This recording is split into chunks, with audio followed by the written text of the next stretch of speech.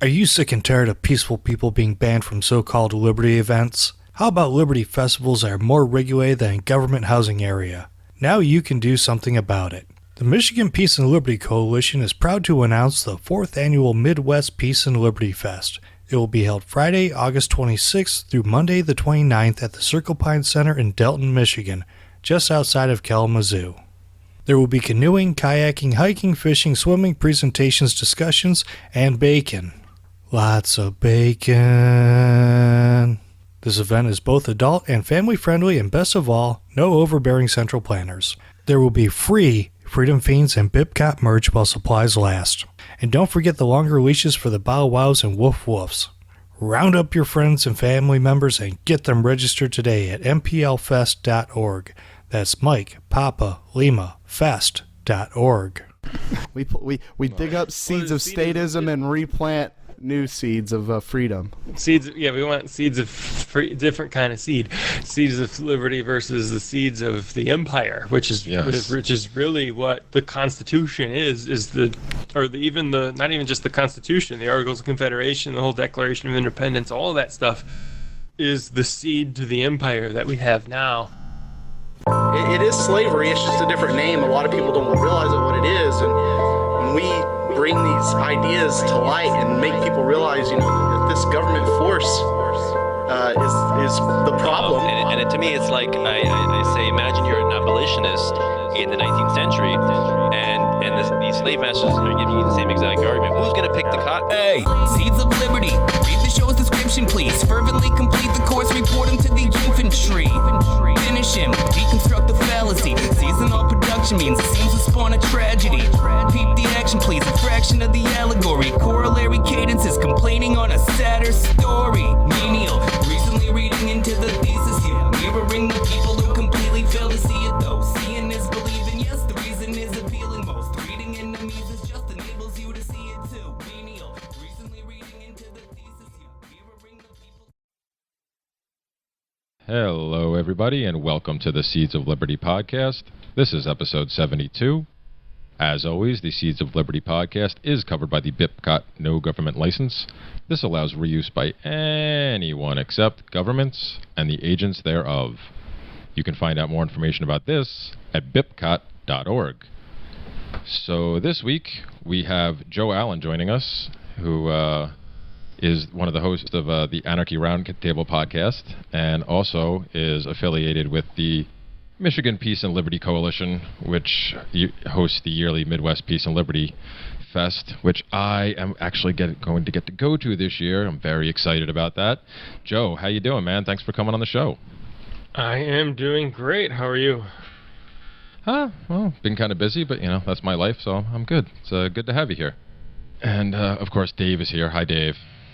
Hey, Jeremy, and what's up, Joe? Thanks for coming on, man. Oh, I'm glad to be here. I'm a big fan of your what I call liberty evangelizing. I don't really know other way to put it, but like you had a post, essentially a comment go viral on like a police officer's post or something, and it was one of the greatest comments I've ever read ever. I think, and I wouldn't be saying this if it wasn't like a 9,000 liked comment. I'm telling you, it was a monster. Oh, I think I remember that. Yeah, I remember it was on the we had it in the Google Volunteerism squad.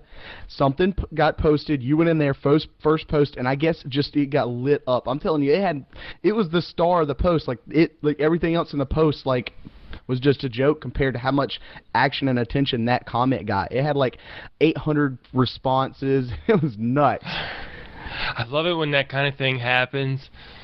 What happens is the police post some kind of statist stuff, like a picture of themselves with seized drugs or something.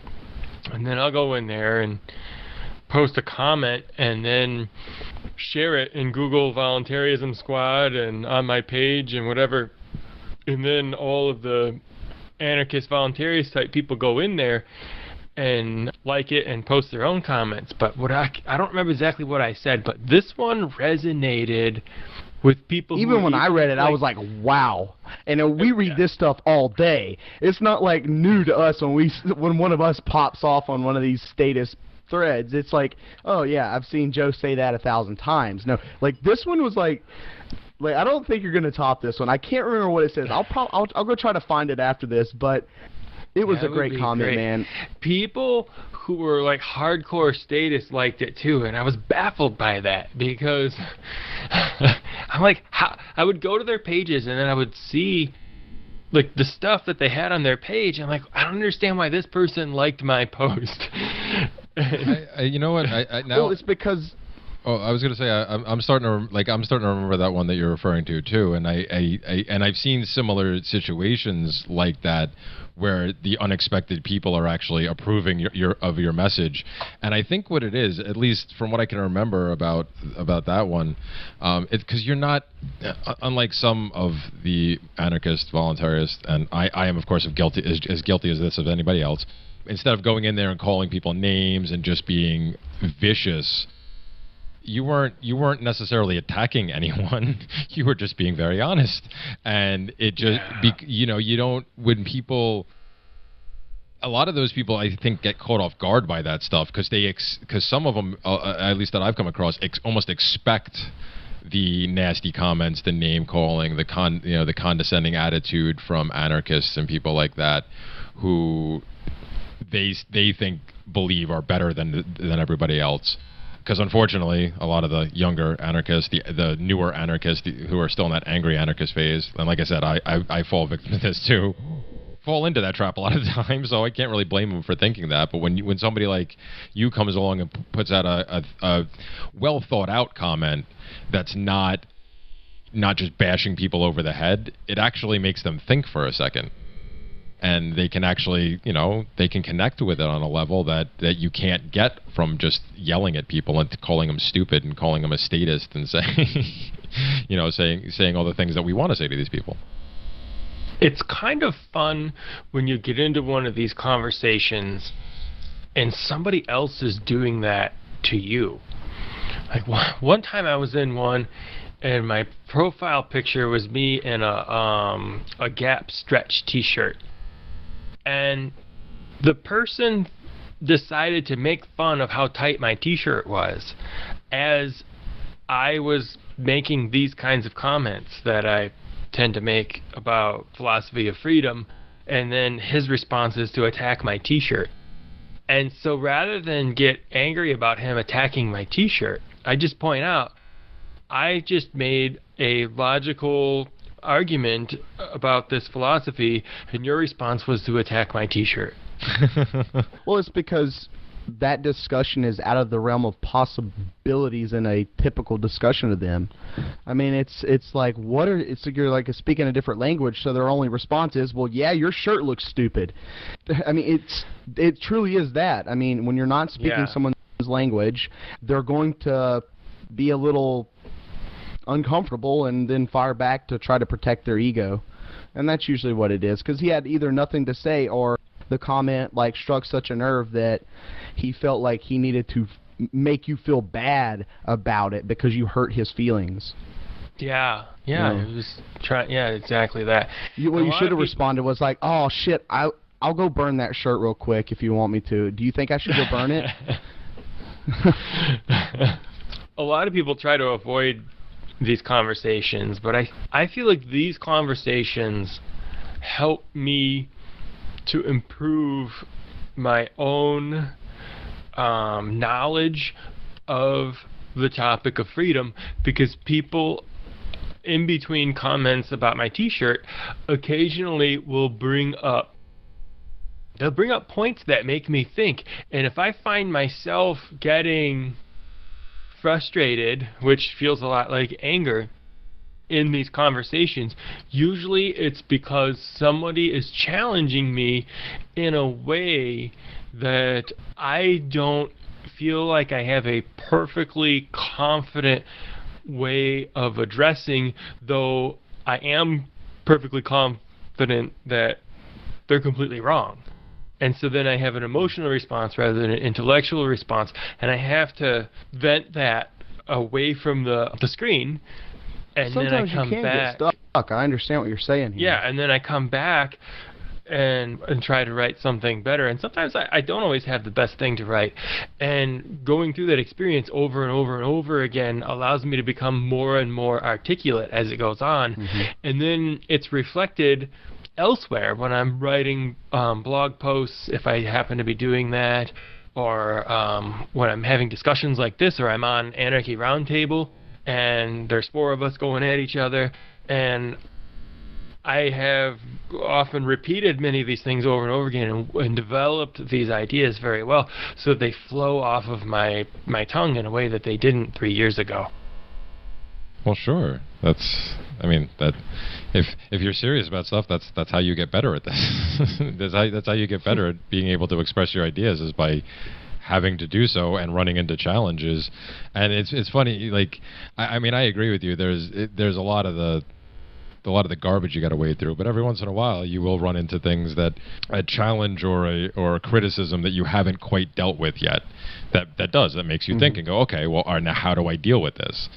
And I also think that, and I think I've said this on the show before, but I think the other great aspect of actually taking the time to have these conversations, which of course it requires a certain level of patience, which I don't always have, but when I do, I think it's valuable for me to try, because the best part for me, at least, is that a lot of these conversations that I have, even if the people that I'm interacting with at the end, they haven't changed their mind at all, or they're even more convinced, the backfire effect sets in, and they've now convinced themselves even more that my arguments are, even though they haven't actually defeated my arguments, they've just kind of pushed them to the side and ignored them and said, oh no, this can't be possible at all. So they're even more resolute when it's over.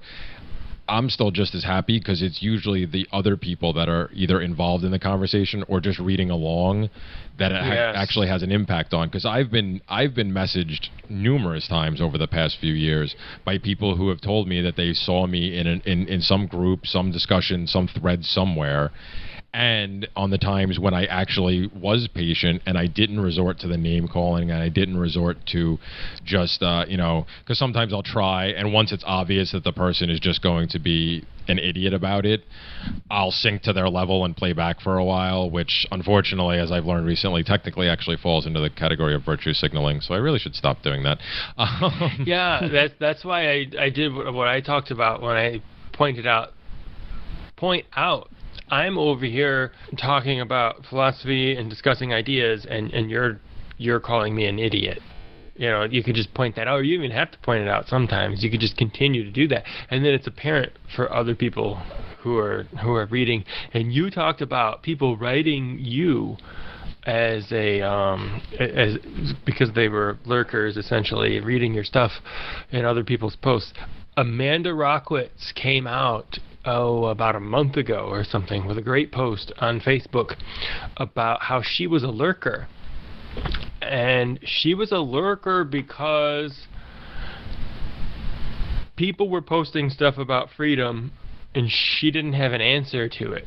And instead of reacting emotionally and attacking, she was silent. She didn't say anything, but she kept reading. And then eventually it sank in, and then she became an anarchist. And now, we all know who she is because of that.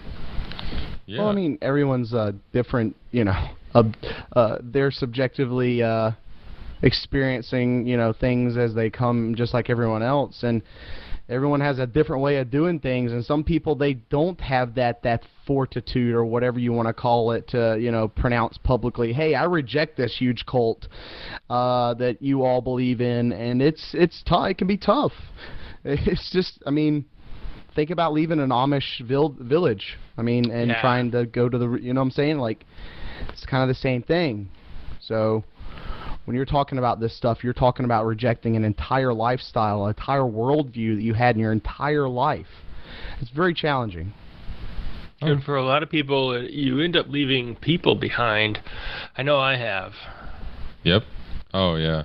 Well, I did that. I've lost a lot of people over the years. Unfortunately, a lot of it at the beginning was definitely all on me because I was I went through that angry anarchist phase. Dave remembers me back then. I was very hot. The Jeremy that I said I'm doing a podcast. Yeah, that was the beginning of my new gateway experience, where I was just a newly minted anarchist. Angsty. I had just given up on libertarianism, the Libertarian Party altogether, after running for office, for a local office, and I was like, that's it, I'm done, and I was just pissed, and I shoved it, all the information I had, I kept shoving in people's faces and pissing a lot of people off. So I don't really blame a lot of them for not wanting to talk to me after that. But since then, I've also. But it's also this thing where you can't have everyone around you just wanting a mirror, right?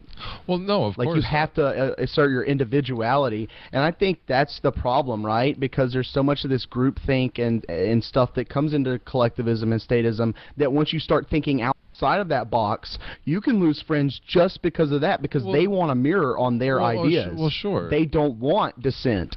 Oh no, of course there are people like that. I was taking response. I can't control what other people do or think. I was just taking in this situation. I was just taking responsibility for what I had to do with that, because there was definitely a better way I could have approached these people. But just like Joe was talking about before, with improving your art, basically improving your arguments by continuing to have them and continuing to get into new ones and get more ideas that challenge the ones that you already have. That's how you get better. The same way with this, after a while I started to learn and I started to see where I went wrong, and I started to correct course, and now I obviously have a much different approach. I mean, I can still get just as hostile and I can still get just as nasty when I want to, but I'm in complete control of that now. It's not a matter of me just flying off the handle at every little thing and saying to people, "Oh, you're not listening to me. Why don't you get this? Here's the information, and you're just an idiot." No, I give them the information. If they don't want to take it, I may spar back and forth with them verbally a little bit, but it's not a matter of me actually trying to change their mind at that point, or even thinking I can, or even caring if I can. It's just a matter of... Do you have the mantra that I have in my head? This isn't for them. This isn't for them. Yeah. That's a lot of times. It's always it's for the lurkers. This is for the NSA agent. That happens to read this. This is for the friend that won't post or like any of your stuff, but sits there and agrees and looks forward to everything you're saying every day. They don't have the balls to say it. You do it for them. You don't do it for that person that's arguing with you.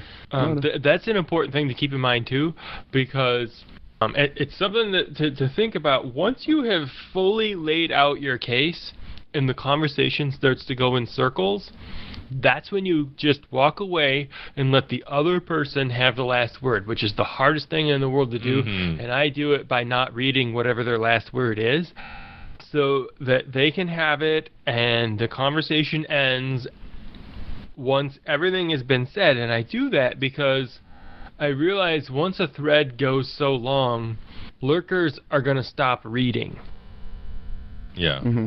So I put my case out there, and once it's completely out there, I have everything. Once I've said everything I have to say, and I'm to the point where I'm repeating myself, that's when I back away from one of those conversations and leave it for people to read. And I don't try to convince the other person, because I know that I can't. That's an excellent tactic, and one I should try to employ more often, because you're absolutely right. There is, well, that's, I mean, what I was referring to with the backfire effect before. There's a point of no return with some of these people. Actually, a lot of them, even ones that could eventually be convinced of these ideas.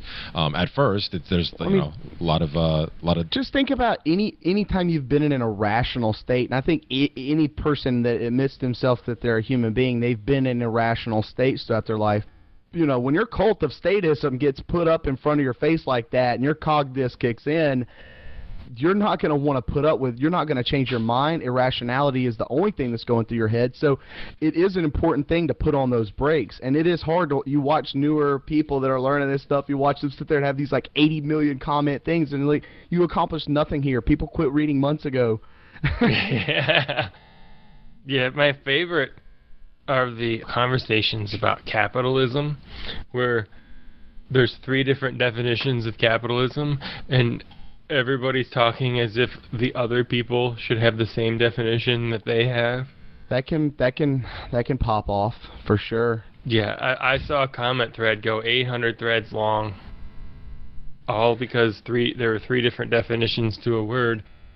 and people didn't recognize that. And I started throwing in after a while. I'm like, look, you guys are all using the word to mean different things. And it didn't help. They continued to argue. 90% of the people that say capitalism actually mean fascism. They don't really understand the difference between the two. Well, from what I understand, and I don't know this 100%, but actually the people who originally used the word capitalism, I mean, first, of course, they give it the basic definition of private ownership of the means of production, but they immediately applied a false derivative definition of basically crony capitalism. So the first people to use it used it to mean crony capitalism, and it was only later that people like Rothbard came along and said, wait a minute, if you have the private ownership of the means of production, it actually means something else. And I don't know if you know what I mean when I say a false derivative definition. I'll say I know vaguely. Would you like to enlighten us? Okay. The rest of our audience who may not. Okay. What I mean, the perfect example of a false derivative, in order to illustrate what I'm saying, is with the word anarchy, which we're all familiar with, the false derivative of that. You have a core definition to a word that is kind of its first definition, as with anarchy is without rulers. The false derivative is the nomenclatura of the word. Like whatever culture has warped the word into meaning. Right, but it does that but the reason I call it a derivative, and there could be true derivatives as well, but the reason I say the phrase false derivative is because they're saying that without rulers there would be chaos, and therefore they start using the word anarchy to mean chaos, skipping over the part about without rulers. Yeah. As a kind of a shortcut, and then eventually the word starts to mean chaos. I just don't understand what's so bad about chaos. And then, but yeah. Well, it depends on the kind of chaos. There's particularly, they're talking about, violence. I know the feelsy people throwing bombs and stuff. That's not chaos. That's mayhem. Okay. Maybe they mean mayhem. Then the false derivative is mayhem. When you realize that's a good article title. When you realize that anarchy doesn't necessarily create mayhem, and you recognize the false derivative definition, that definition number 2 of mayhem is, then that definition begins to fall away. And that's why I don't try to shy away from the word anarchy, because I just call out that mayhem definition as a false derivative. A true derivative definition would be anarchy as a state of peace and prosperity. Well, I like that. But it never gets used that way, yeah. Well, of course not. Well, that's essentially, in order to do that, I guess you got to stick as close to the etymology of these words as possible, right? I mean, in order to stay as true to the actual, the true derivative of the definition. So, well, yeah, exactly. So that's it's interesting. I knew I didn't know all that about what you were describing about capitalism and how they warped it right away. Maybe I overlooked that at some point because I knew they had been read Das Kapital. I never finished it. If you can stomach it. It's not a matter of stomaching it. It would be just a convoluted mess. Yeah, but it would be. It can be very difficult to read works in which you disagree. I use Audible, and I started listening to Howard Zinn's A People's History of the United States, and it starts out beautifully. Especially the first chapter is awesome, by the way. It's 20 minutes long. And you can read it for free if you Google it. And it's all about Christopher Columbus. And it's just an amazing account of what actually happened when Christopher Columbus landed in America. But as I continued to listen to the book, Howard Zinn's socialist ideology crept into the book. And I do want to finish it, but I had to just, about halfway in, I had to quit listening to it and step away from it for a while, because it is very difficult to listen to 16 hours then I gotta prove of it wrong. Material that you feel is wrong. Well, no, I understand that. That's what I was saying. That's what happened to me. I got about almost halfway through Das Kapital before I got frustrated. I got kind of frustrated in the same way that you're describing, and was like, I need to take a break from this. And then I just never got. I started reading other stuff and never got back to it. I mean, I tried to at the beginning. I think I've told this story before. I actually scared the piss out of my my ex-mother-in-law. One day when she came to the house and she found a stack of books that had just been delivered for me, and in between some like economics books and stuff like that was the Communist Manifesto, Rules for Radicals, and Das Kapital. And if you want to see how they see the world, literally read Das Kapital, read Rules for Radicals, and then Catcher in the Rye. And boom, you got it. One of my browser tabs that I have open right now so that I won't forget is an article by Jeffrey Tucker. And the article is called Why You Should Watch This Nazi Propaganda Film. And it is The Triumph of Will is the film that he wants you to watch. You can pay for it to get a higher quality, or it's free on YouTube. And I haven't done it yet. That's why it's still open in my browser tab, the article. But I do intend to watch this film at some point. It's a propaganda film by the Nazis. Well, sure. That stuff can be. Well, I mean, Dave kind of alluded to before. That's how you learn about your quote unquote enemies. You have to get inside. In order to get inside their heads, you have to get inside their ideas. You have to try to understand what they're thinking, why they're thinking these things. So you do that. I mean, I haven't watched that one. I only think that's a couple hour one from what I remember about it, if it's even that long. I went one further than that. I actually took the time a couple of years ago, basically because some guy was being such an a-hole about refusing to watch anything that could be considered propaganda from somebody from another angle, because he already knew what it was going to say and it wasn't worth his time. And I was trying to explain to him basically what we're talking about here, that it's important, if you really want to understand these things, if you really want to claim to know what you're talking about, if you actually really want to know what you're talking about, well, then you can't just take other people's opinions for everything. It helps for you to get as close to first-hand experience with it as you can. And there's be a high-class parrot, or well, exactly what you're talking about. Exactly. So there's this one. It's like 12, 14 hours maybe. I know exactly what you're talking about. Yeah, the greatest story never told. Whoa! Like, you want to talk about Nazi propaganda?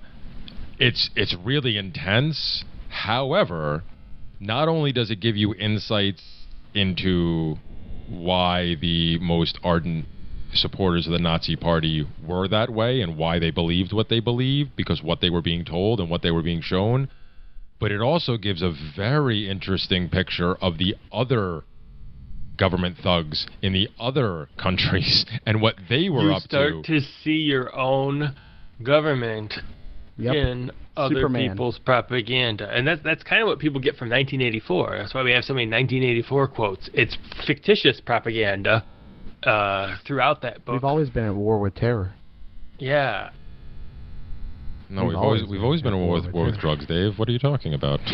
Oh yeah, we always been at war with drugs. No, the propaganda is nuts, but I have a weird lens that I look at World War II with, and it's as they say these days, fucked me up, fam.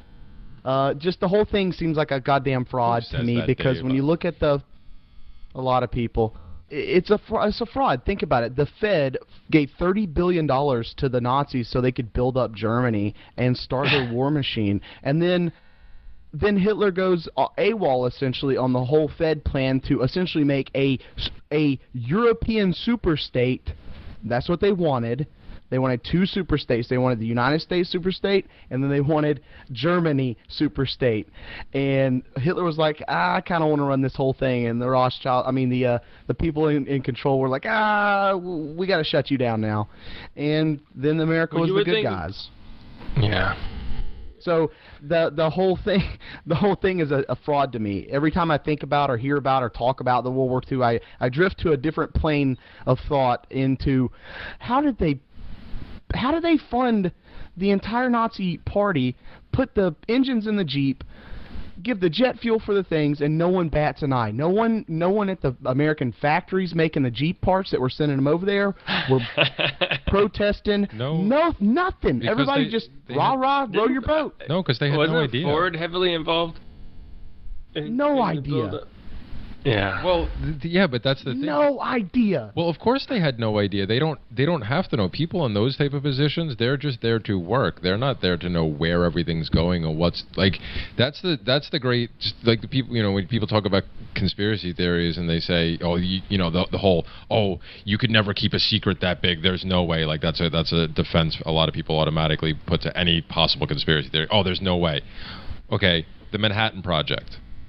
It was broken up into pieces. Approximately, I think, somewhere in the neighborhood of 1 million people in total worked on that project in different capacities, and 96+% of them had no fucking clue what they were doing till years later, if at all ever. One of the greatest stories I ever saw about that was this woman who was making some part in the process and working in some plant somewhere in America. Had no idea. She was just working at the factory that she was working at, and would have never known, except I think it was like 35, 40 years later, she stumbled across a picture of herself in connection with the Manhattan Project. And it was like, what the heck? And then found out, oh my God, I was part of helping build these bombs. So, like, the notion that these secrets could not be kept, bullshit. Because there's so many useful pawns in these projects that people have no idea, because all they're concerned about is taking care of themselves, jobs, doing their wife, job. kids. Yeah, exactly. They're concerned with their life, and as years go by and things get tougher and tougher to deal with because of more government regulations, taxes, the inflation tax, all the extra bullshit that just makes people so beaten down that they can't focus on anything else but what's immediately in front of them. It's so much easier to take advantage of people in those situations. So there's things going on to this day that people have no idea about, and they're probably participating in it and have no idea about it, because that's how the powers that be work. That's how they've always operated, because it's the most efficient way to do things. Look at how many people complicitly comply with status demands. Well, the reality is until about a month or two ago, I was even participating in it, because I work for a real estate firm. And when I interviewed at this firm, I had no idea. I didn't find out until months after I started working there. But one of the buildings that the firm that I work for, what our firm does is we find underutilized buildings that have lots of vacant space or are completely vacant, and buy them, then find tenants to put in the buildings, which greatly increases their value. And then there's some development that happens there, and then eventually they end up being sold. One of the buildings that the company owned when I started working there is a building in Warren, Michigan, and about half of the building was leased to Oshkosh Defense. So this is a tenant that's paying money to the company that I work for, and is effectively paying a portion of my salary. And I didn't even know for a few months after I started working for this company, because all I do is accounting work. Well, sure. And how would you know unless you either stumble across it or intentionally go digging? Yeah, and I mean, eventually, it comes out because it's a small firm, and we eventually learn who our tenants are, but I didn't know at first. Well, sure. But again, that's how, like I said, that's kind of how that's how the whole system works. Yeah. That's how it's so Whitewash. successful. Yeah. Yeah, they whitewash everybody. Everybody whitewash so that everybody. building has been sold, so we no longer have any defense contractors in any of our buildings, but we do have, we do property management for government buildings that we previously owned and sold, but none of them are military. So let's talk about this Midwest Peace and Liberty stuff. Yeah, the Midwest Peace and Liberty Fest, it can it can sound a little confusing because the Michigan Peace and Liberty Coalition, which is an active group year-round, hosts once a year the Midwest Peace and Liberty Fest. This year it's next week, or I don't know when you're going to air this. It's August 26th through the 29th. We have 123 RSVPs on Facebook, and historically that's been a pretty good predictor of how many people are going to come. We may actually get more. We usually tend to get actually more than who RSVP on Facebook, I think, because people bring their whole families and friends and people who don't RSVP, actually. So it's a little unusual in that sense. This is our 4th annual event. It is at the Circle Pine Center in Dalton, Michigan. If you've never had an opportunity to come and spend time with people who think like you do, this is a rush. And this was the first time that I had experienced so many people like this is at the first one. I've been to all 3 of them so far. And we're gonna camp out. There are cabins for rent if you don't want to camp. We have rented a pavilion, which is a pretty good sized building with amplified audio, and we have a number of talks lined up for the fest.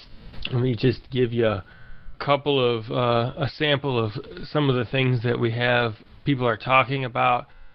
We have CJ from the Dangerous History podcast coming out, and he's going to talk about radical abolitionism and its connections to anarchy. Awesome. Yeah, that'd be fun. I am psyched.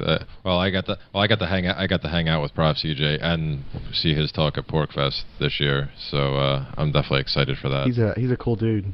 He really is. He's fun to sit around and talk with too. And he's so laid back from what I've noticed. Yeah. We have Jacques Vest. He's gonna. I don't know if you guys. He's not as. Yeah, I don't know the name. You know, that's where I was going with this. You might not know the name. Jacques is a guy. He's pursuing a PhD in history, and he's gonna talk about spreading anarchy through the arts. Ooh, interesting. And and the power behind that. Let's see what else we have. We have Jamin Baconic. Are you familiar with the Baconics? Yes, Jamin and Karen. Yes. Right? Yes. Yeah. They're coming out, and Jamin's going to talk about escape permaculture, a counter-economic strategy that is incompatible with state reformation. Ooh. That sounds very interesting. I'm gonna want to watch a video on that. I'm so excited now because now I get to meet them and I get to hear that. That's actually a very interesting talk for me to listen to right now because I just recently made the decision that I'm going to be finally getting out of New York, hopefully within the next year. And did you see that New York is rated as the least free state? Oh, I could have told people that before. When people used to complain about California, I'm like, listen, folks, come live with me for a little while. How and is then New talk Jersey about not worse than New York, though? It's worse in some levels, but it's still better on others. And it's just overall, New York is just horrible. Anyway, I'm hopefully getting out of here in the next year or so, and I'm actually going to be shifting to a farm somewhere, possibly in the Ohio region. I don't know yet, but that talk's going to be very important for me to listen to too. Cool, man. I'm so psyched that I get to go now. Toot. Yeah. A couple of other things we've got. We have an anarchy ball happening Saturday night. Mark and Kate Wood are going to do their wedding vows before the ball starts, and we have. Who's that? Lou Fiend's going to be there, right? Lou Fiend will be there. He is going to teach people how to do some fly fishing, and he's going to do another event for the Free Rangers, which is a decentralized group of kind of an alternative to the more statist Boy Scouts. Yeah, Eagle Scouts, Boy Scouts. To teach people about survival skills, outdoor living, that kind of stuff. And he's going to do improvised fire starting, and he's also going to start a cooking fire to show the difference between a campfire and a cooking fire. And I believe he was going to be cooking bacon over this fire. Well, of course Lou's going to be cooking bacon. That's all Lou cooks. Yeah. Actually, that's not true. That's not true. Lou did cook for me. He did cook things other than bacon, but there's always lots of bacon. And it's delicious and lovely, and I love it. Yeah, it's like a garnish for him. He's like, here's a soup, and there's some bacon on the side just for your, just for your mouth. It'd be the other way around. Here's some bacon with little soup on the side. Soup. Yeah. Yeah. I don't see My Lou bad. serving soup. You want some bacon and any other sides to go with that bacon, or you just want the bacon? Yeah, and we have Ben Lopez is going to talk about psychedelics for the masses, how MDMA made him a better person. So that's interesting. Nice. Ooh, that'll be interesting. That'll be really cool. And there's a bunch more. I don't want to list them all off. Is Joe going to be speaking there? I am not going to be speaking, but we are doing 3 Anarchy Roundtables with a live audience, which we've never done before. Prof. CJ is going to, or he doesn't go by Prof anymore. He's trying to drop the Prof. CJ is going to be on one. We're going to have Shane Radcliffe on one of them, and Randy England is going to be on one of the Anarchy Roundtables. That's right. Yes, I finally get to meet Randy too. Yeah, a lot of the themes are going to be coming out to the Midwest Peace and Liberty Fest this year. I know, I'm one of them. I'm actually, who's coming? Yeah, Lou, Diana, Randy, myself. I don't know who else is going. Anybody else going? I thought it was just the 4 of us, because I don't... Oh, okay.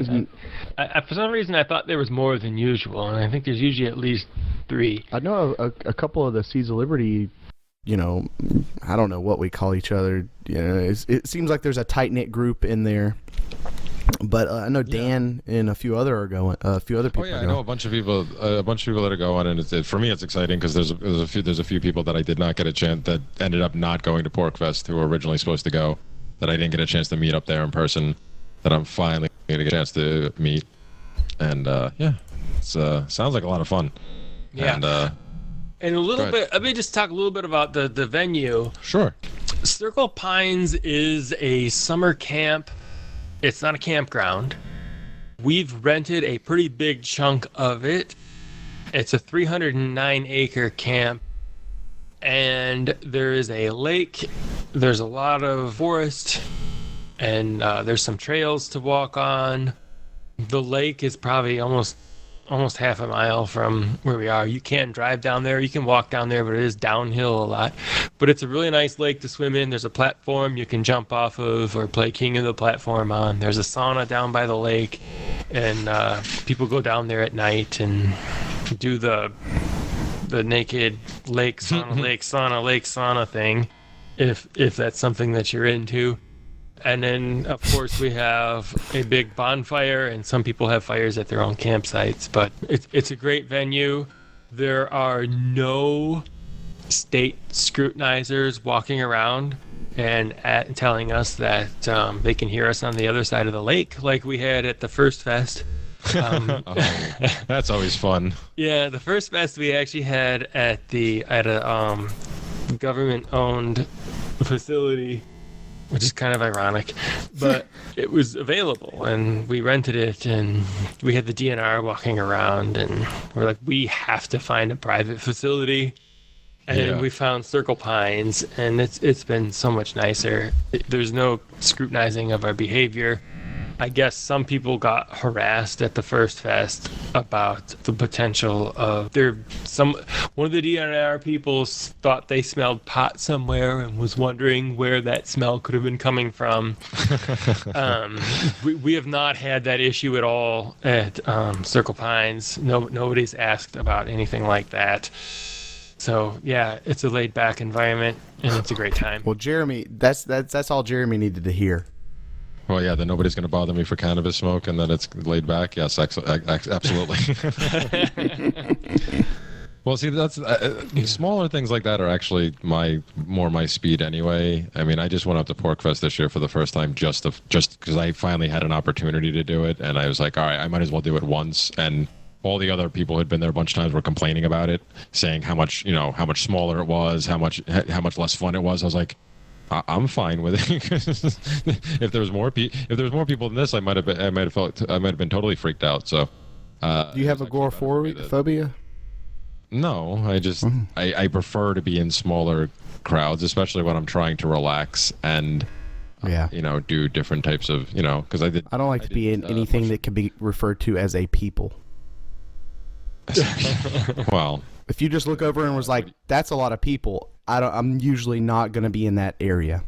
Well, one thing too about Circle Pines, because it is so big and because there are trees, we're kind of grouped in like different areas. We have 3 different areas where people stay. You have the cabins, and then you have the orchard, and then you have the area where the campfire is. Actually, there's a map on the website. It's mplfest.org.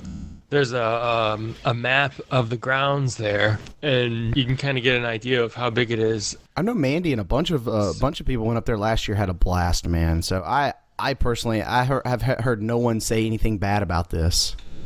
And the fact that you're not willing to make the drive, I think you're just airfare is broke. Really cheap. I bet somebody could pick you up from the Grand Rapids airport. Dave's not flying. No, I'm not flying. I don't know what they would. No, I'm not flying. I'm good. Hey, we had Kimberly Rodriguez come out for Anarchy Roundtable, and she wore an Anarchy shirt through the TSA. Nice. Yeah, they were probably thinking it was some like punk rock T-shirt. Yeah, that's the thing. They probably didn't understand. Yeah, it's like I went to go.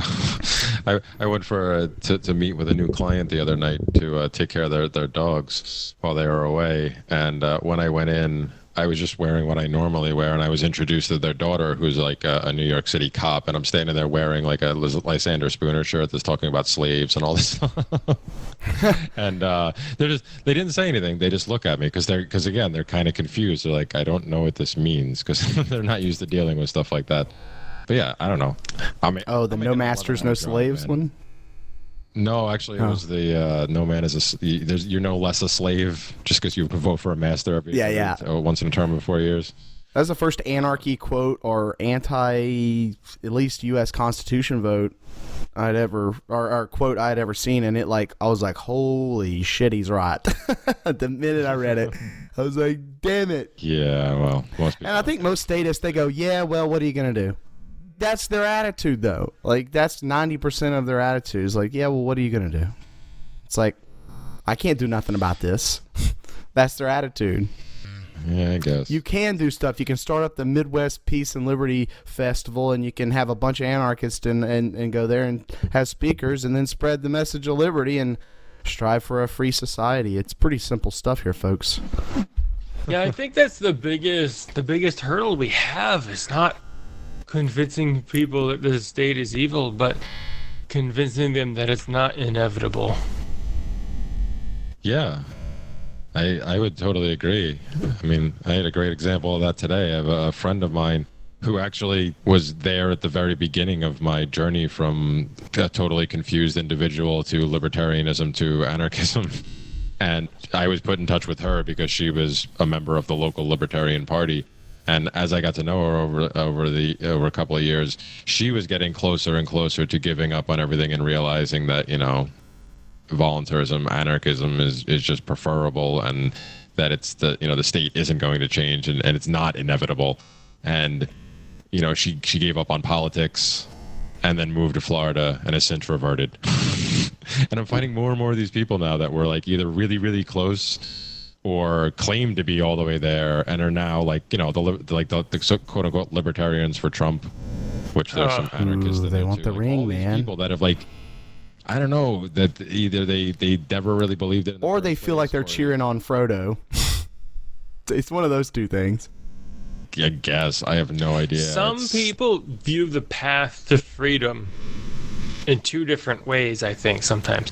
Some people are comfortable with taking any step at all towards freedom, no matter how minute.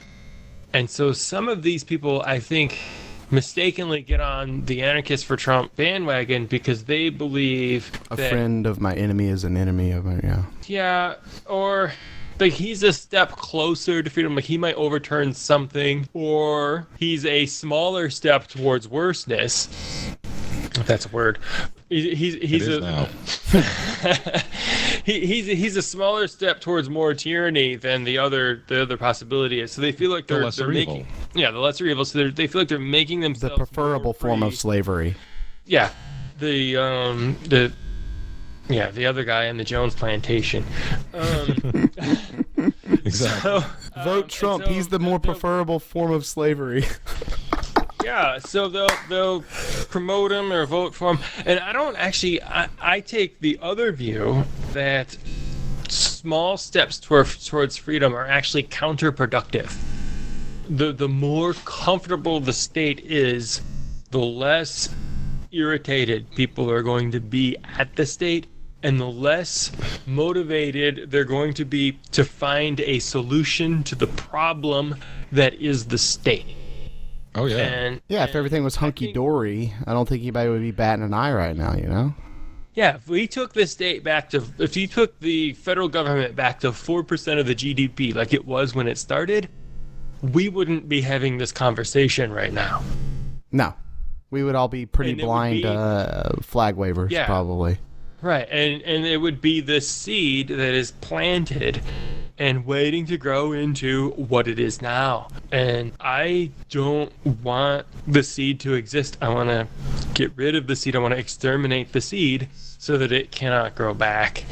And I recognize that. Well, you kind of go against everything here we do at the Seeds of Liberty, man. we dig up seeds of seed is- statism and replant new seeds of freedom. Seeds, yeah, we want seeds of different kind of seed. Seeds of liberty versus the seeds of the empire, which is Yes. which is really what the Constitution is not even just the Constitution, the Articles of Confederation, the whole Declaration of Independence, all of that stuff is the seed to the empire that we have now.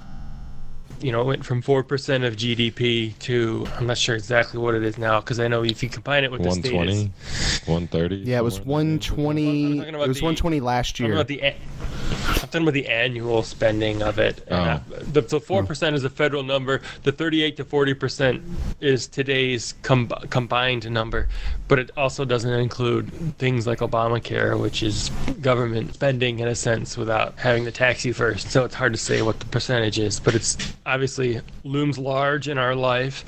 And the larger it gets, the easier it gets to wake people up, because people are searching for answers. And Larkin Rose has talked about this, that he's been doing this since the 1980s. And in the 1980s, he used to have to convince people that there was a problem before he could tell them what the solution to the problem was. Today, we don't have to do that anymore. Everyone knows there's a problem. Yeah, you're right. Well, yeah. It's funny what you were saying about basically saying that you think incrementalism is counterproductive. I've actually made that same argument for a while. Well, the end of that argument, but for basically this, kind of similar reasons, that any victory you may have, if you're somebody who's going to insist on trying to use the political means just to get any reprieve or get something lowered, get something removed, even though every time that happens, it's only done because like 10 other things are put in its place. Every part of the government is run like that, where when one thing is allowed to be removed that is actually going to affect, quote unquote, their bottom line, well, they'll just figure out ways to add 10 more things. They'll just replace that people won't notice for a while. So I've always said that any victories that you have in the political arena, especially for people who claim to be anarchists but still think that there's some way you can make progress, even however small, through those means, what you're actually doing is giving false hope to the people that you most think that you need and can convert. Usually most people tend to think more like the conservatives and stuff like that are easier, or at least more people on the right tend to be easier to convert than people on the left. You end up giving those people false hope and saying, oh, look, we got what we wanted by using the political process. So all we have to do is do it again, and we'll keep getting what we want. Yeah, it's that's crazy. what, for me, that's why I've said for a while now that I think incrementalism is basically counterproductive. It's most people just look at me when I say that. It's fine. Well, Yeah. not only is it counterproductive, Jeremy, but there's no other way to put it other than you're just kicking the can of slavery down the timeline of humanity for future generations instead of being sacking up and stopping this. Yeah, Caesar did this. Caesar rolled back the welfare state. And what happened how many 100 years later? Yeah. The welfare state overtook Rome. I don't know if you've ever heard or listened or read Leonard Reed's The Fall of Rome and Modern Parallels. It's an excellent talk that he did. Stefan Molyneux actually read it on his show. It's some of Stefan Molyneux's greatest work is reading Leonard Reed's speech. That's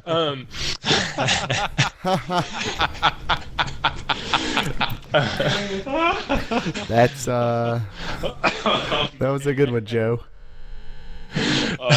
Oh, thank you for that. That was perfectly.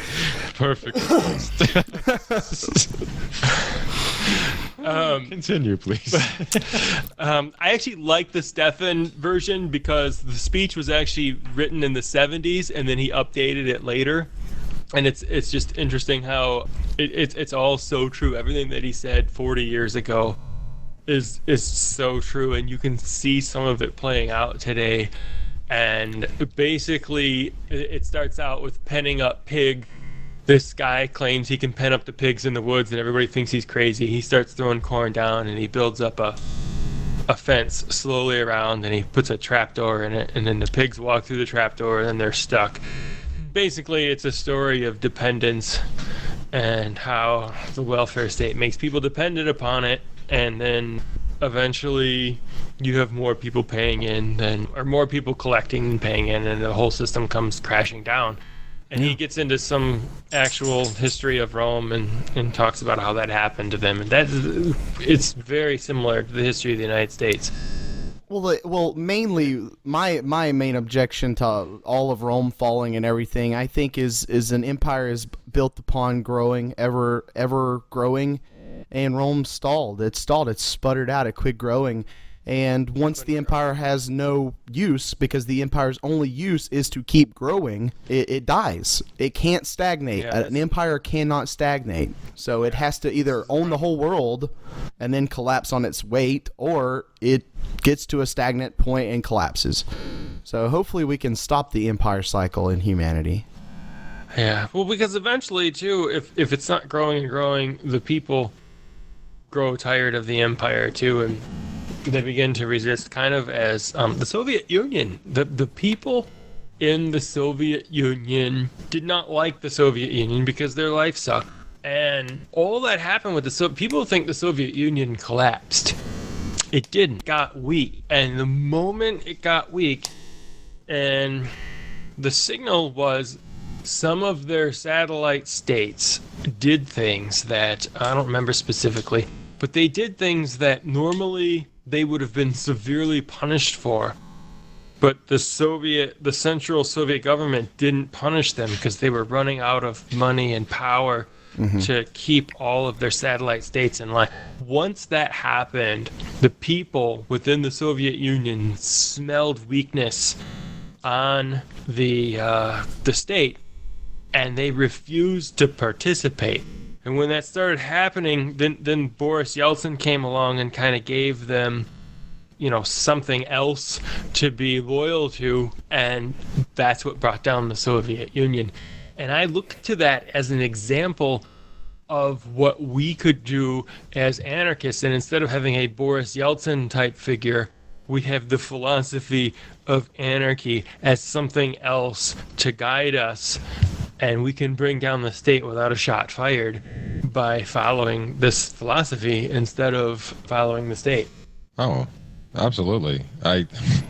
Man, you're so resonating with me tonight, because this is also something I preach all the time. When you come across anybody who talks about whether they're openly advocating for or they think the only possible way that anything could change is through some violent revolution, I say no. That's not. You don't need, like you said, without firing a shot. It goes back to that. One of the most basic memes. The people don't know their own power, because the story about this. I knew that story. What you were describing about the fall of the Soviet Union, but I guess I never made the connection there. That's actually a perfect example of this, because it's what I talk about all the time. When I tell people to vacate the state, vacate the idea of this authority without consent.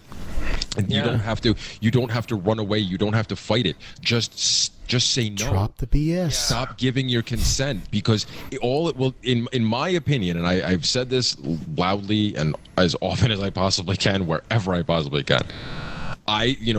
Talking about examples from the past, especially with this, usually rings home with the like the constitutionalist crowd and the Tea Partiers and all that stuff. Look back to the American Revolution. Look how it started. Only 3%. 3%. That's what that number means when people talk about the 3%ers. That's what it meant. Was that only 3% of the population was actually ready and willing to take on the British and saying, "Fuck this stuff, we're done with this." And how did they end up turning the tide where more people, was it like, did they convince everybody of this whole freedom thing? No. They didn't need to, because the critical mass is never as big as most people think it needs to be. You only need a small percentage that are, what is it? Is it a Madison quote or whatever? The small tireless minority. 10. Of any given population, all you need is 10% of it to be behind an idea at a religious level of commitment, and it will eventually change the culture. I said 10. That's the study. And I've actually come across a lot of people who to fight a war, I don't know, but to change culture, you have to have 10% usually. No, not even to fight a war.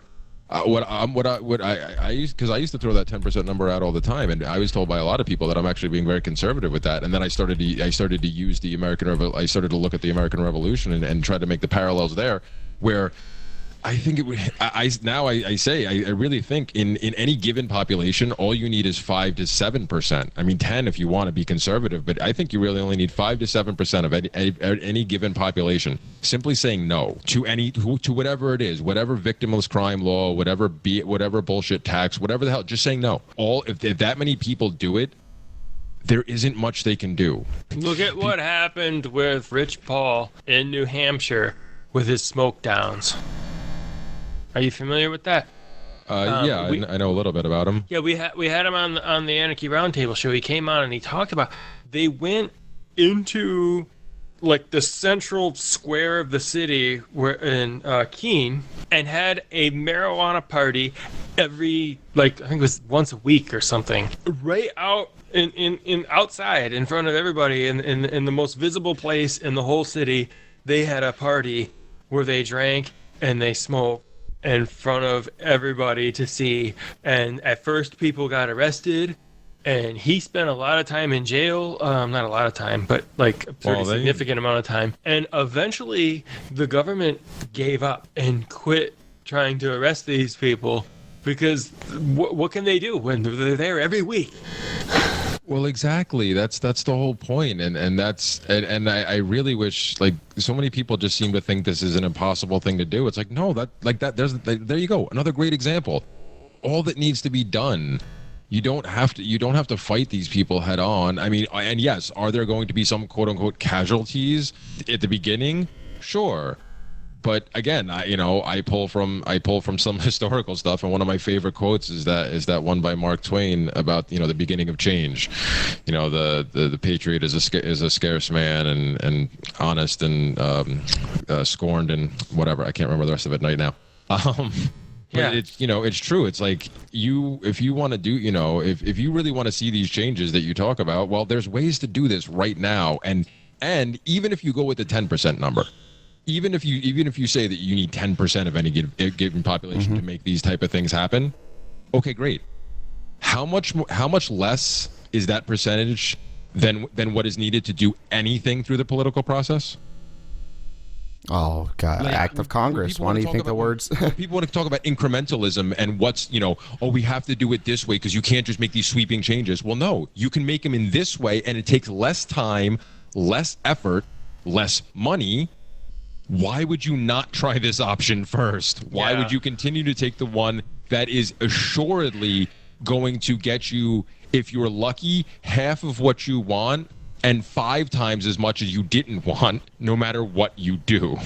So I wholeheartedly agree with you. I think it's that type of mentality and not just saying no. Just say no. I do it all the time. It's non-compliance. It's the difference between civil disobedience and non-compliance, which I actually had a long drawn-out argument with our friend Jared won. Jerry won. About Because this civil topic. disobedience is about getting attention, and non-compliance is just about you want to just live your life, so you're just going to say no. So, Yeah, that's Yeah. part of it. But also civil disobedience, as it's defined actually in most dictionaries and sources, is an acceptance of the laws in general and the system in general. You're just rebelling against this one act. Whereas non-compliance is a rejection of the system as a whole. And that is why you're defying this act, because it's not a matter of you believe in the system and this is how you think you can affect change. No, Yeah, that makes You're sense. rejecting the system on its face, and only following laws, regulations, whatever that that have nothing to do with you not violating the person or property of another individual, or any of the ones that will land me almost directly on a slab somewhere. Yeah. You know, I'm not stupid enough where I blatantly do things that are going to put me in the situation where a cop's gonna have his gun trained on me right away. We talked about incrementalism, and we talked about, in incrementalism for people, that's their desire to have a taste of a little bit more freedom and comfort now, because they feel like the ultimate freedom is further off into the future. And, that is something I can empathize with. I believe it has to get worse before it can get better, but who wants to live in an environment that's worse? There is, with this technological revolution that's happening all around us right now, there is something that everyone can do today to start making their own life more free.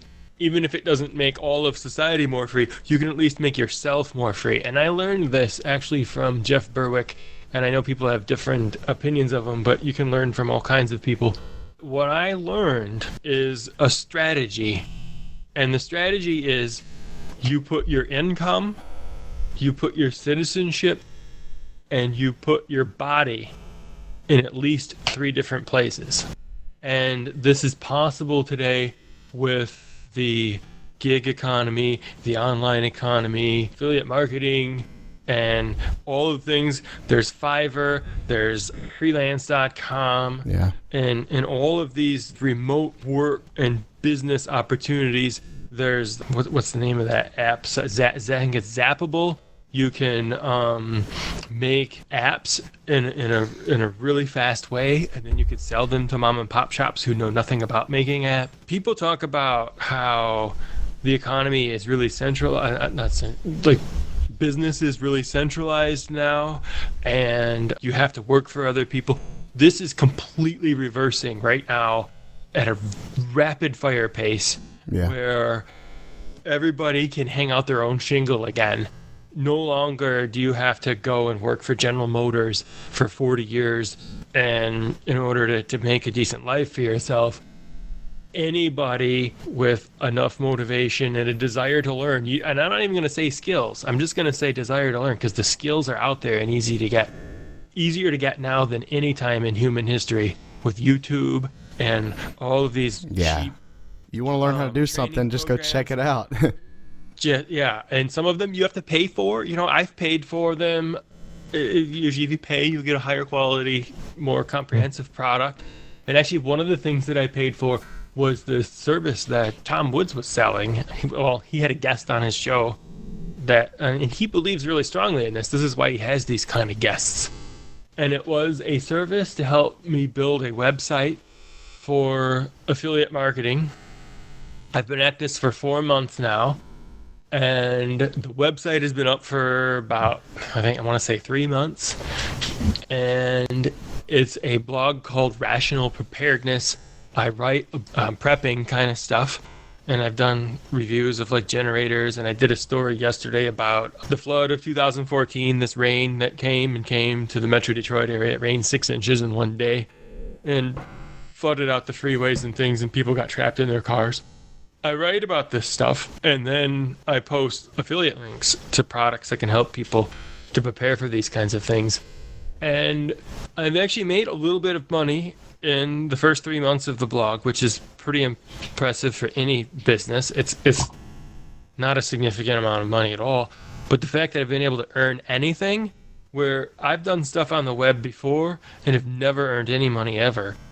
Well, except for one time I put a store online. But this to me is part of my path to freedom, in that it will free me from, if it's successful, it will free me from having to punch a clock or take a salary with anybody in particular. It will free me geographically so that I'm no longer tied economically to any place on earth. Like right now I live in Michigan, and living in Michigan has been really hard since the Great Recession started.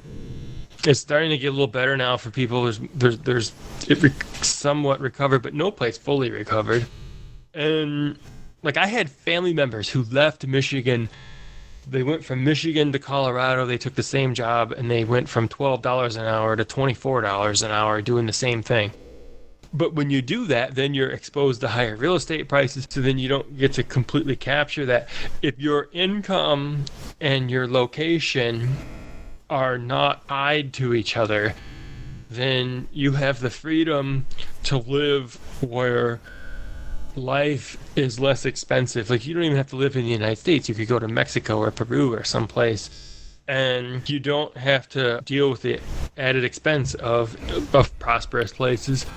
And when you go somewhere else, but when you separate your body, your income, and your citizenship, you can legally get around being so extorted by the governments of the world. And by doing it legally, that means it's less risky. Not that I'm necessarily saying legal is the only way to do it, but it's better maybe for you. And there's so much freedom that can be found by separating those three things. I've thought about all that stuff. It makes sense. Unfortunately for me, with my situation with my kids, freeing myself from being in one location is kind of a problem. So that's why. Well, you could offshore your income. This could be your location, and then you could potentially end up with a citizenship somewhere else, and then this could be your third location, maybe.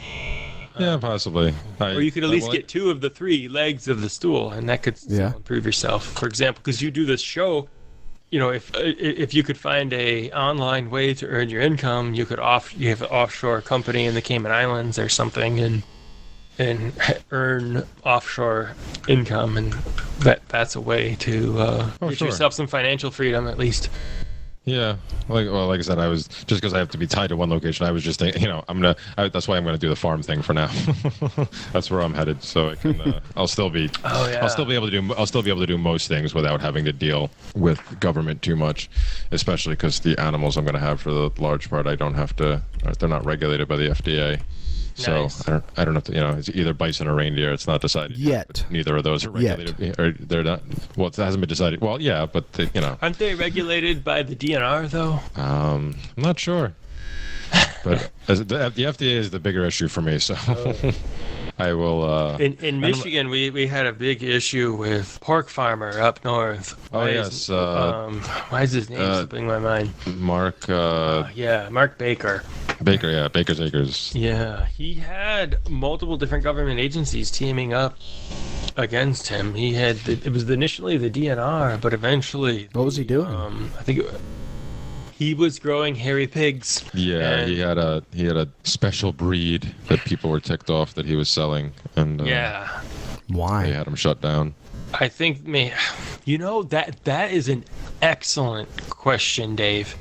Huh. Why? And I think if we can answer that question, that would explain why there was more than one government agency. And the answer to why, we can only speculate. We can't know, but it has to be some interested party was interested in shutting down his pork production. Somebody with more money than him persuaded the right people. That's all that was. Yeah, could have been the pork industry. That's the one with the motive that I can think of. I can't say definitively, but if I'm going to make up a story that makes sense, I would say it's the pork industry, because you had the DNR going after him at first for a long time, and there were lawsuits and all of this stuff, and he won his lawsuit with the DNR, and then he starts selling pork to these restaurants, and then the restaurants are getting inspected, and they find here was one of the things that happened. They had open pork in their refrigerator. It was open because they opened the packages and they were getting ready to prepare it. Yeah. And the I don't know if that's the FDA. Who inspects the restaurants? Is that the FDA? Your local health department. Yeah, whoever it was that comes in and does the inspections of the restaurant. The state health department. And took all of the Mark Baker pork out of these restaurants because they had opened it and put it in their refrigerator in order to cook it in a short time later. So this is the kind of stuff that he's faced from more than one different agency. People, they think socialism is for the people. They think collectivization is for the people. That this huge arbitrary enforcement thing called government is always going to help the little people. It's always going to protect the smallest person, the individual. But it's never. It's always protecting the person with the most money. And I think everyone that just heard that is probably just shaking their head yes, whether they want to accept that or not, because if you just look at society and just see who has the money, like I've said it before, Bill Gates could kill somebody like on camera and probably get away with it. So yeah, I've said that about Hillary Clinton. Yeah. I said that Hillary Clinton could go to one of her speeches with an AK-47 and just start popping people off in the crowd, and she would still get elected president. I don't know if I go that far. It's an exaggeration, but I mean, it speaks to the point. Yeah. Of course. Well, yeah. Well, power is.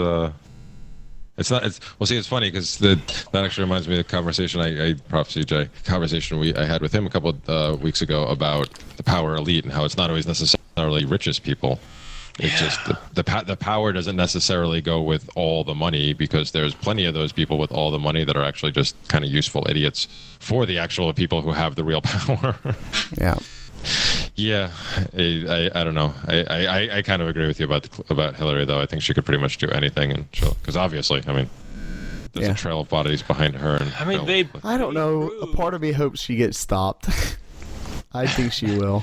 They proved that Bernie, no better, but whatever, would have won by a landslide if not for voter fraud, because it came out through WikiLeaks. Oh yeah. Yo, she had one person in line for something for Cleveland like yesterday. Like Cleveland, she had one person in line. I actually have this theory about why it's better to have a Democrat this particular presidency than a Republican. Ooh. And that's because we are 8 years out from the previous recession, and it is highly likely that the next recession will happen during the next presidential term.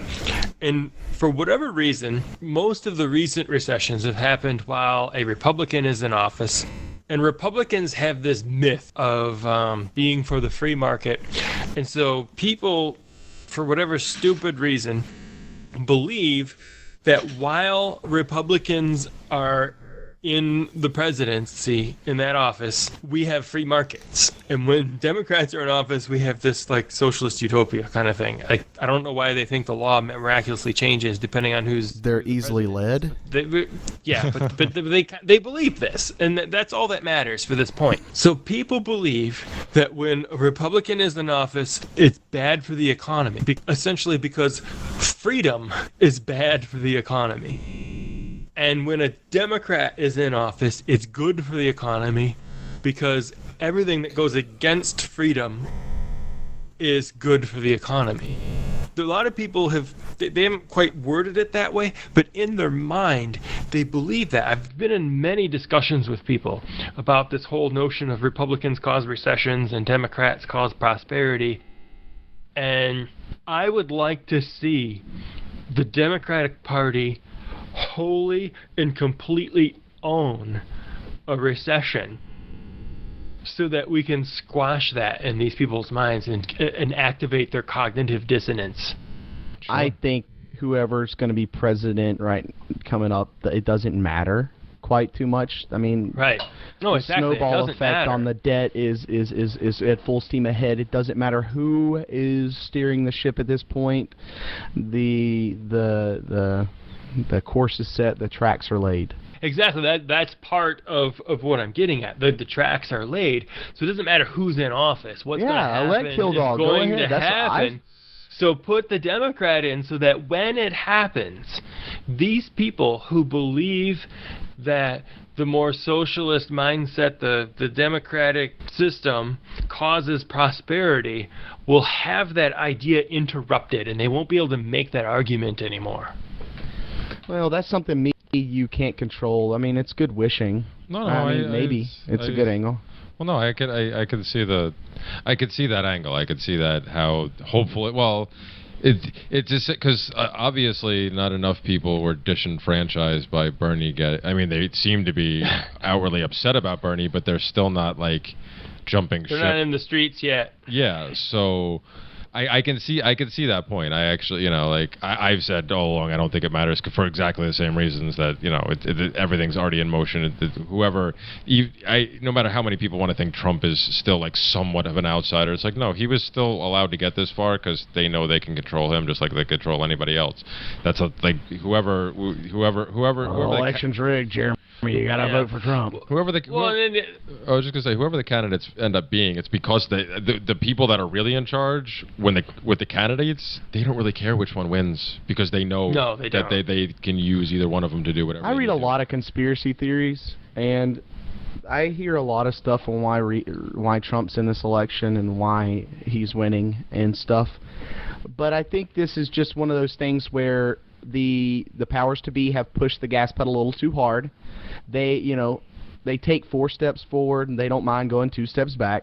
So I could see definitely them allowing Trump to win just so they don't lose the whole shebang. You see what I'm saying? Because you got to think of it as like a amorphous blob. You punch one side of it, it just expands on the other side. That's kind of how we're starting to get into stuff that we can't possibly know. Yeah. So maybe before we go any further down a rabbit hole that really has no that really has no end tonight. Maybe we should get wrapping up anyway.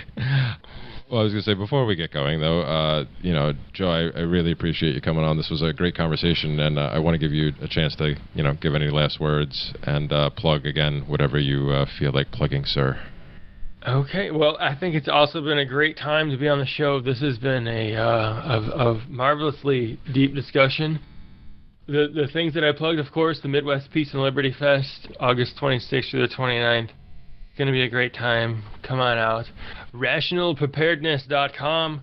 Check that out for all of your prepping needs. And also, even if you're not that interested in prepping, check out the website because it's an affiliate marketing website. And if you're interested in finding freedom through an income source online, that's an example of a website that has made some money. You can look at that for that. And then the other project that I'm into is Anarchy Roundtable, which is hosted by freedomtalkmedia.com. That's where we have 3 hosts, actually. You mentioned that I'm a host, but there's actually 3 of us.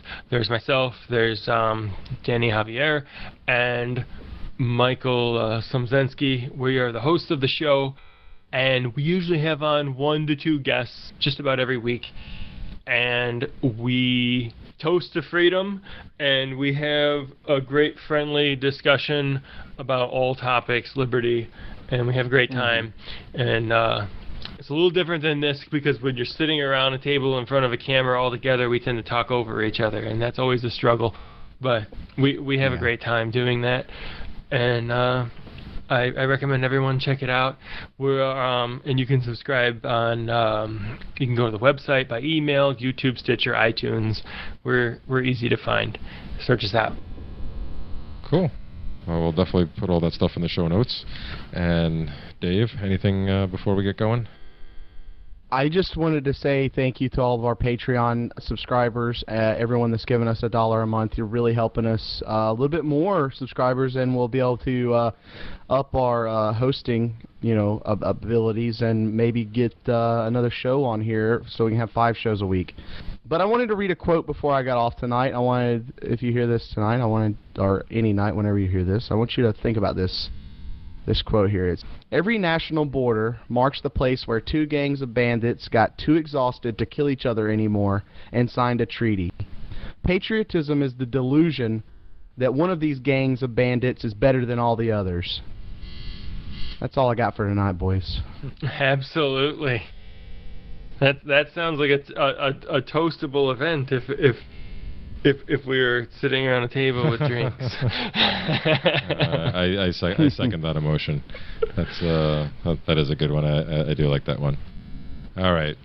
Well, so again, this has been a great conversation, Joe. Thank you again. Like I said, I'll put all the stuff that Joe's up to, and if you have the opportunity, because this will air this Monday, if you have the opportunity to make it up to Michigan next weekend, do so, because we're going to have some fun. All right. So this has been the Seeds of Liberty podcast. All of our information can be found at theseedsofliberty.com, and we'll catch you next time. Peace. Peace. Peace.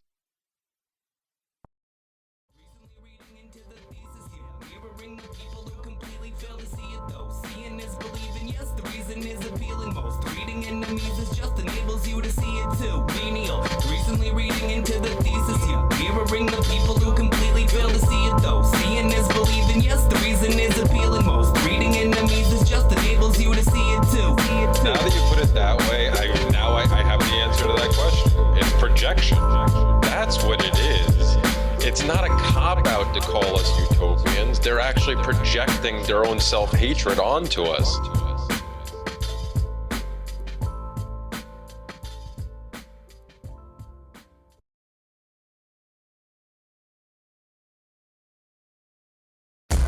Hi, have you heard about Bitcoin? Not Bitcoin, but Bipcoin. Bravo, India, Papa, Coin. Bipcoin is a new cryptocurrency that you can start mining today for free on ordinary computers. Unlike most altcoins, Bipcoin is not a clone of Bitcoin. Bipcoin is based on entirely new, more recent, and better code called CryptoNote. So unlike Bitcoin, Bipcoin has truly untraceable transactions, does not require specialized mining rigs, and has adaptive limits. Plus, Bipcoin is the only cryptocurrency covered by the BIPCOT no government license. This allows use and reuse by anyone except governments and government agents. If you're still kicking yourself in the head for not getting in on the ground floor of Bitcoin, start mining, using, and trading Bipcoin today. Not a guarantee. Mining Bipcoin costs you nothing but the electricity to run your computer. And we already take Bipcoin for stickers and buttons. Go to bipcoin.org. That's bipcoin.org. Once again, that's Bravo, India, Papa, coin.org.